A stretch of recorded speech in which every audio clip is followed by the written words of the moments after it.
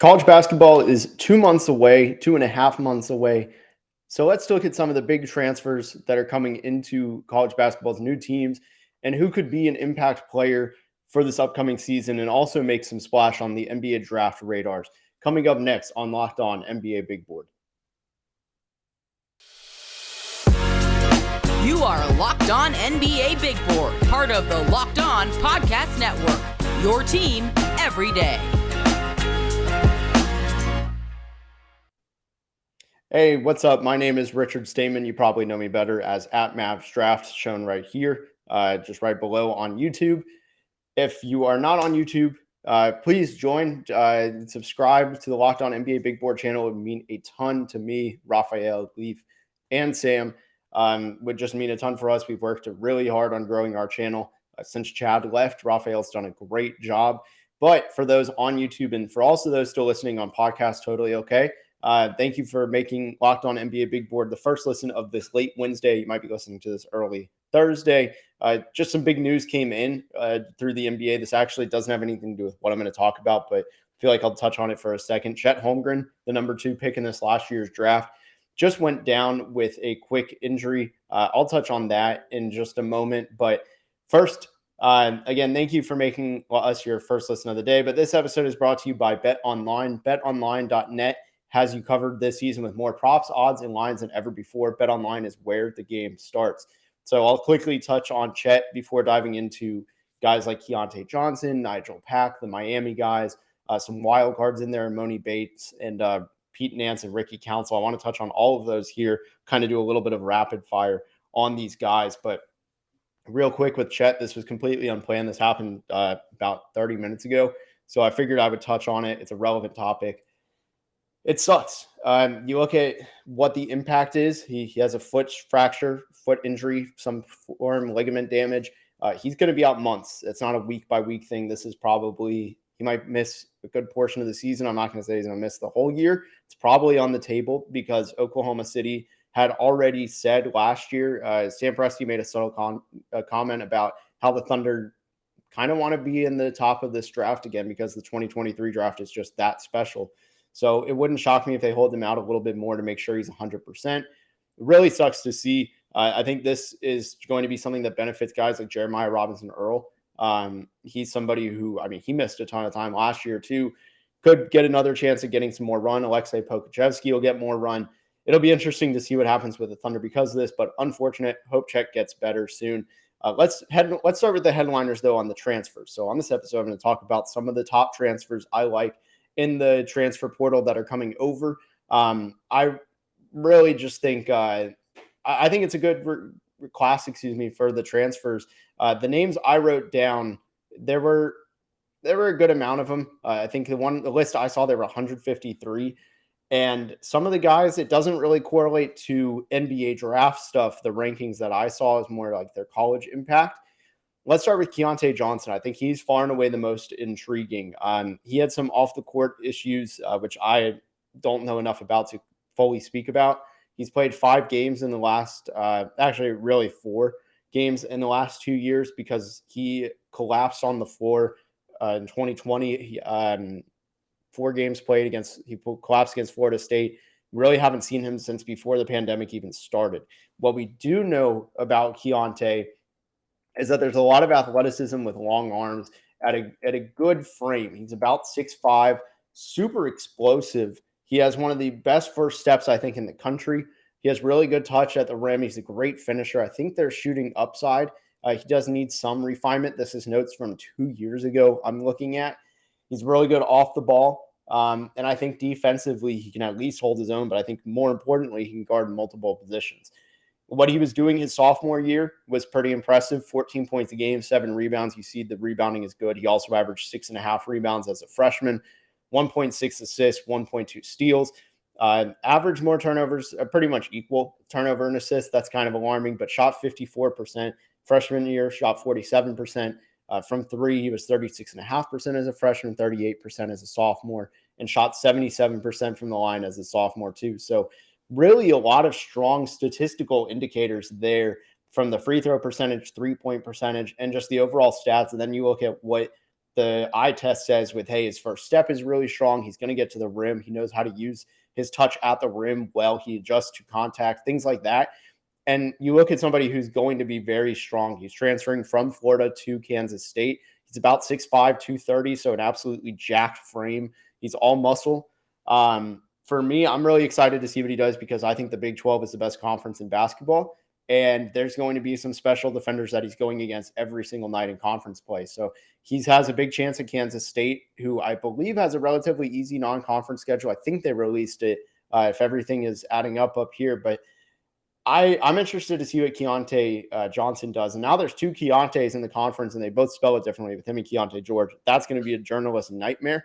But with Keyontae Johnson, I think the things to look for with him beyond simply, what is his condition like? That's going to be the number one question he gets. There are going to be a lot of questions for him come draft time because this is technically his 5th year in college, but only his 3rd year he's actually played. So the number one question is he healthy enough to actually ever play in the NBA? And that's not a question for anybody watching this, anybody doing a show on him, including myself. That's just an unknown to us. Number 2 is what happened off the court. I want to say it was domestic violence was against him or sexual assault. It was one of the two. I can't remember, but he has something looming that is a pretty big charge against him.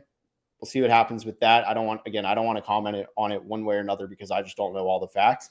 And then thirdly is what does he look like as a basketball player because of the heart condition and just generally 2 years of being away from basketball. He's also going to be older than a lot of his competition. Again, 5th year. We really just don't know.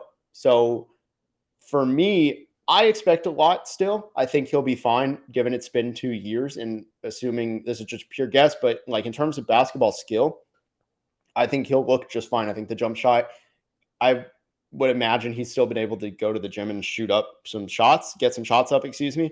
I can't see why, even with a condition, for the last year sitting out, like he probably could have gone over to the gym just to literally shoot. But again, I don't know. I would expect the jumper to get better. I don't know what the production will be. That's an absolutely unknown factor on how many minutes a game can he play. I think just overall looking at the 3 big things, which are what is his overall volume, what is his efficiency, and what are those minutes? Because those are going to be really telling for what his NBA upside is. I think if everything returns to normal, you're looking at a guy who could go 2nd round. Again, I think teams would probably dismiss the age on this one just because of very special circumstances. So for me, I think he could be a 2nd round prospect if everything pans out. You're looking at a guy who's 6'5". He's a wing, probably more of a shooting guard than a small forward, but so strong that he can guard up, he can shoot, and he's so explosive that I think it really negates a lot of his physical shortcomings in terms of height. So I think, again, if he produces and it looks the part at Kansas State, I think Keyontae Johnson is somebody that could end up getting into the 2nd round of the NBA draft. I would really like to see that. It's a good comeback story. Again, I kind of think that'd be interesting. But I also want to talk about some of the other big transfers. Again, Miami has some big ones. Nijel Pack, also Pete Nance at North Carolina, Ricky Council at Arkansas from Wichita State. But first, let me tell you a quick word from the NHTSA. You're hanging out with, here's the scenario. You're hanging out with some friends and putting back a few drinks. A few becomes too many. As the evening comes to an end and people start to head out, you think of calling for a ride. But no, you live nearby. You can make it home okay. It's not a big deal. What are the odds you'll get pulled over anyway? And even so, what's the worst that could happen? Your insurance goes up. You lose your license. You lose your job. You total your car. You kill someone. Everyone knows about the risks of drunk driving. The results are tragic and often deadly. However, that still doesn't stop everyone from getting behind the wheel under the influence. That's why police officers are out there right now looking for impaired drivers on our roads to save our lives. So if you think you're okay to drive after a few drinks, think again, play it safe, and plan ahead to get a ride. It only takes a few minutes to change your life or someone else's forever. Drive sober or get pulled over. So back here on Locked On NBA Big Board, my name is Richard Stamen. You probably know me better as at Mavsdraft. Going to be talking about some of these big prospects that are transferring over from schools. Let's just do a shooters on this part. I thought I was going to do specific players. Let's just do shooters because there's a lot of good shooters coming over. I'll start with Nijel Pack. I think he's the very best shooter in the country. He is transferring, and actually, I didn't even realize what a smooth transition I just did. He's transferring from Kansas State over to Miami. So state to state role reversal of Keyonta Johnson. Keontae's going from Florida to Kansas State.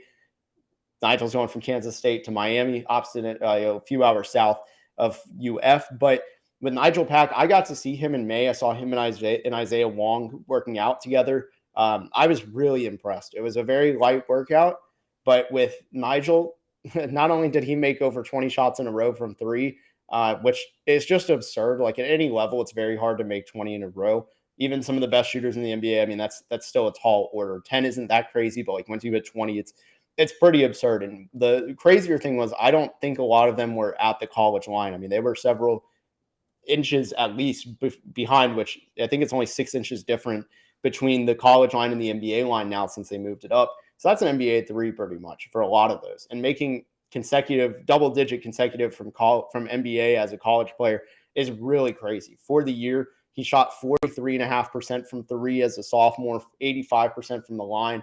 As a freshman, 40.5% from three. It's just ridiculous. But it goes deeper than that. You look at his ability to score over big men. I think he has a giant killing floater. I really like that. That's a huge selling point for me. I think that's big. And like when you're 6 foot, this is the one thing that I'll kind of balance the pros and cons on this, but he's 6 foot 180. He's not exactly the biggest guy. But when you're that small and you have a lethal jump shot, you need to have some element of 2-point scoring, right? We saw this with Caleb Love. He got a lot of attention before deciding to return. He is a horrific 2-point scorer, and he's like 6'3". He's actually bigger. And that's a major concern. You have to have that element. Devante Graham is somebody who I think is one of the few guys. I don't like his 2-point scoring and never did as a prospect at Kansas. He always looked scared to go to the rim. I know a scout I talked to when I first started getting into this, it was at a TCU game. We were talking about Devonte Graham, and he was saying, look, like you can tell he's just scared to go to the rim. That's a turnoff. This team obviously did not draft him. He's only played for 2 teams. Odds of that would be small anyways, but that's alarming. When you're small, you have to be fearless. You have to have a weapon.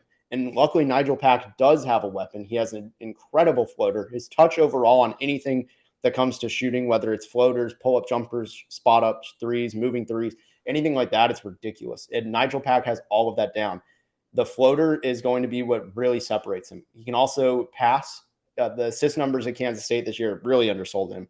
2.2 assists. He went down from just about 4 at 3.8 a game as a freshman. I think that number is going to go higher. He's playing with Isaiah Wong. He's got really good talent at Miami. That's a team that's going to be top 25.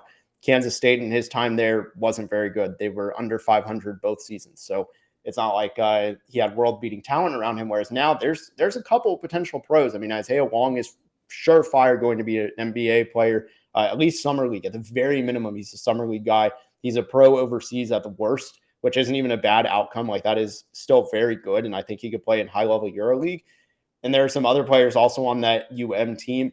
But Nijel Pack, you look at him and I love the shooting. I love the fit next to Isaiah Wong. They can play off of each other absolutely perfectly. I think you're going to see a similar season, 15 plus points per game, 45% from the field, over 40% from three. That's a staple. He can shoot from anywhere, by the way. I highly recommend if you type in on Twitter, Nijel Pack, and then just go to videos, you'll see tons of stuff. My name comes up a lot on it. And you'll see just that he can shoot the lights out from anywhere. He does standstill spot ups quickly from the logo. It's absurd. Like his range will translate. His shooting will be there. That is an NBA trait. So I really like that fit in Miami. Another guy who I really like is Donald Carey. And Donald Carey was at Georgetown, but he transferred out to Maryland. And Maryland has a good team. There's a couple transfers I like there. So he didn't go very far, stayed down the road. He is going with Jamir Young from Charlotte, who I've gotten to see a handful of times, given that he's in Conference USA. I go to the Conference USA tournament every year. It's been in Frisco, outside of 2020 when 2 games were played. And Jamir Young is a really good floor general. He can score. He's a lefty. I really like that fit. So I'm excited to see Donald Carey. He's just a pure shooter. I mean, you look at, again, kind of the same thing. Just you look at the movement threes, the distance on his threes. It's really impressive. And also he has an odd ability to draw and ones. I don't understand how. I don't know if that's actually something that ever translates up or anything, but that is something that translates. And listen to these 3-point percentages. I'll read the percent plus the volume, and you can tell it's legit, backed up by a career 86% from the line number, given also last year, 3 attempts per game, 91% from the line, which again, free throw percentage, big indicator. So his first, actually, I'll just 36% from 3 on 3 attempts per game. That was his freshman year at Mount St. Mary's, transferred up to Siena. Not much of a big jump, but still a jump. 5 attempts per game from 3, 38%. Then he transferred up again right after COVID to Georgetown, where he spent the last 2 years as and by the way, he's going to be a 6-year senior. So 6-year senior. Sorry, I had to do some math because he missed a year in 2018-19. So I do know he's old, but age sometimes doesn't matter if you can shoot the lights out. And he's 6'5", so I mean, he'll get a chance. You look at Jariah Horn, he got a chance this year. I think Donald Carey will absolutely too. But for his senior year, technically his junior year is like redshirt junior or something like that. 45% from 3 on 3.5 attempts per game in his first year at Georgetown. And then this last year at Georgetown on 6 attempts, 39%. I mean, it's absurd how good he is. And again, taking those hits, I really, really like what he brings. And then there's Pete Nance, who I think he's probably got the best chance of the 3 to get drafted this year. He's a 5th-year senior transferring in from Northwestern over to North Carolina, younger brother of Larry Nance Jr. So there's obviously some NBA lineage there. As a senior at Northwestern, shot 50% from the field, 45% from 3 on 3 attempts per game. The free throw percentage backs it up. Each of the last 2 years, he's just massively improved. He went from, I'll actually just go year over year. Granted, the sample size is very small considering he took 12 free throws his first year, but 41% as a freshman, 69%, which is nice as a sophomore. And then onto the real numbers, I mean, junior year jumped to 78%. And then on volume this year, he finally got over 2 a game, 77% from the line. So the jump shot is very real. And then on top of that, with Pete Nance, what I really like is that he can play make very well. Some other people I've talked to he's a point forward for a lot of people. His post fadeaway is really impressive. He can shoot over contests. His form is just really good. I think he's just a gifted offensive player. You look at a modern power forward offensively, it's him. I don't know what his defense will look like this year, but I think if you liked Brady Manick at North Carolina, you almost have to love Pete Nance. I think he's just a better player. And then the last one for this part, and then I'm going to go into a couple of guys that I like elsewhere in different roles. The last one on this is Darren Green. He's transferring in not very far down the road. He's transferring in from UCF out to Florida State. I talked about this last week, 2 weeks ago, I think, about the Florida State preview. But Darren Green is going to be really good on that already solid Florida State roster. He doesn't have to do a lot. He just has to shoot. And I mean, 42% as a freshman, 36% as a sophomore, 39% as a junior. That number is probably going to get back to 40% this year, just given his role, where Matthew Cleveland, Jalen Worley, and a few other guys make his job very easy offensively. He's a lights out shooter. I think all 4 of those guys can get drafted. 3 of those guys can get drafted. I'm losing count of there were 4. Donald Carey is one I missed. If I had to rank their chances of being drafted, I would go Pete Nance is far. I think he's number 1. Nijel Pack it's not far and away. I'd say he's kind of a close second, but being 6-foot guard makes it really hard. You have to really stand out. ESPN put him in their mock, their way too early 2023 mock. I know he had some good workouts with some NBA teams, so maybe that taste is still in their mouth that they want to get a shooter, and they're saying, hey, he's more than just a shooter. But I would say Pete Nance, Nijel Pack.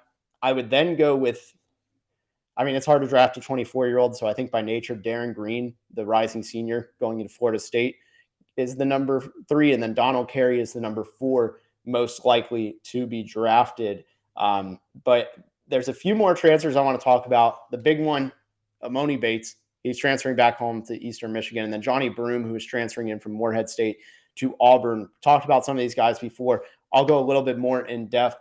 But first, let me tell you real quick about Bet Online, where you can bet on some of these players and their games coming up in the future for NCAA basketball. BetOnline.net is the fastest and easiest way to check in on all your betting needs. You can find all your favorite sports and events at the number 1 online source for odds, lines, and games, BetOnline.net. You can find reviews and news of every league. I had a little tongue twister there, including MLB, as they're in full swing right now, heading towards the postseason in just over a month. NFL is coming back. NBA is not even 4 weeks from training camp. NHL is going to follow right after. Combat sports, esports, and even golf, which is a year-round sport, as well as tennis. BetOnline continues to be the top online resource for all your sports wagering information, from live in-game betting, scores, and podcasts. They have you covered. Head to BetOnline today or use your mobile device to learn more about the action happening today. BetOnline, where the game starts. So, last segment of the show, Emoni Bates. I mean, we have to talk about him. He had a very controversial season, I would say, at Memphis, missing time. And when he went down, the team got better. Like that was Memphis's best run. That's what got them to the tournament. He didn't do a ton. I think it's very important to note he was a year young. Like he wasn't even eligible for this last year's draft. So like take these stats with somewhat of a grain of salt, but also realize, hey, there is real improvement to be made. He averaged 9.7 points a game, 3.3 rebounds, 1.3 assists, less than a steal, less than a block, had 2.3 turnovers, so one full turnover per game more than the assists. Shot 39% from the field, 33% from three, 65% from the line. Like everything is really alarming. This is a guy who unfairly got overhyped as like a freshman and sophomore in high school. And when push came to shove, when he was kind of being thrown in this situation, which I think he shouldn't have done, he shouldn't have reclassified, I think it really hurt his stock. So he transferred back home to, I can't say the city's name. I know it's where Eastern Michigan is, but he's going to Eastern Michigan. He's back home. Maybe just being back home will be good for him. But he also has a -3 wingspan. I think it was negative somewhere between 2 and 4. But I think the 3 was the official one that we got leaked out.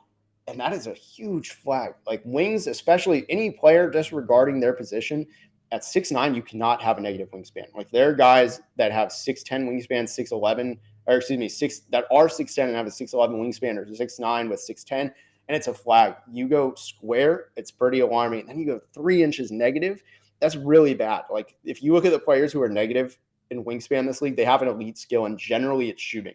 Desmond Bane is close. I think he's even. I think he's 6'5" with a 6'5" wingspan. That was what I saw in 2019 in person. So I always go with that.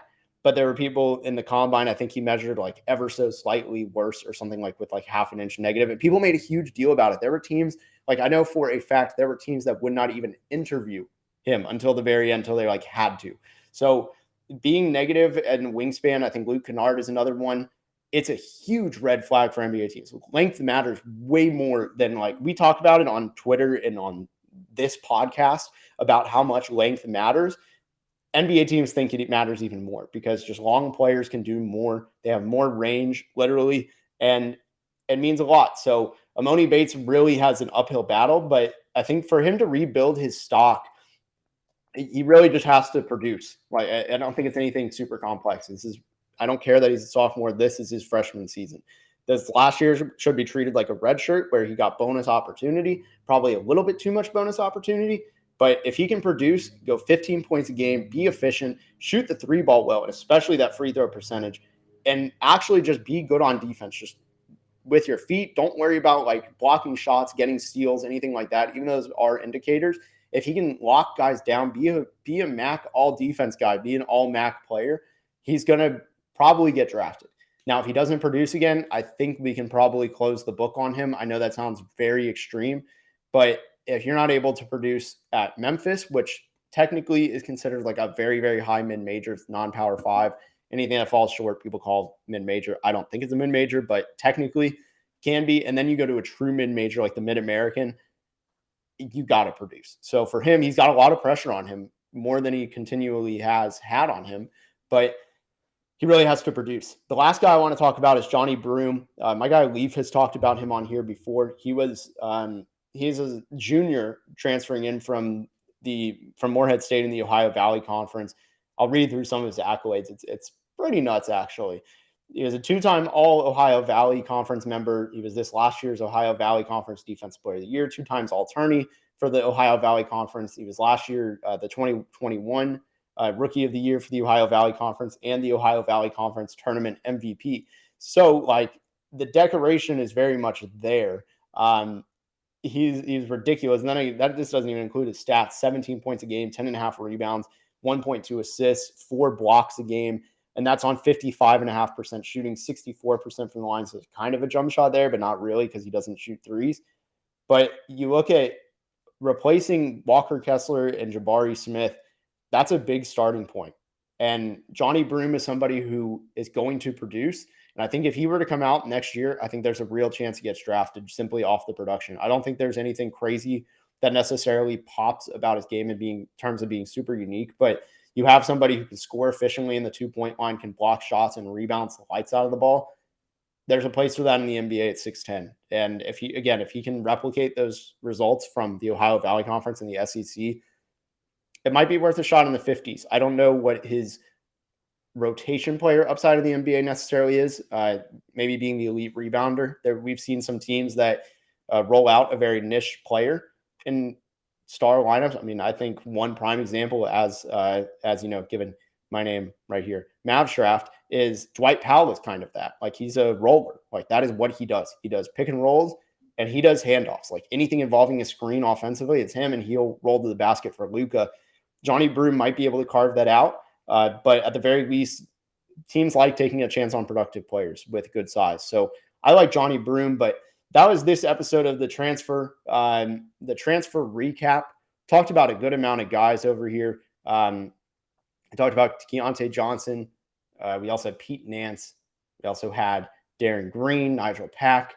We had a lot of guys on here. Donald Carey too, and then also Emoni Bates and Johnny Broom. There were some I couldn't get to that I want to shout out. Like I think Eric Gaines at UAB is going to be killer. He was really good at LSU. I thought he could have been a top 30 prospect at times. Really like him. Jaylon Tyson, somebody, if you're looking for that forgotten freshman who at Texas, it just didn't work for him. He thought going back to Chris Beard would work.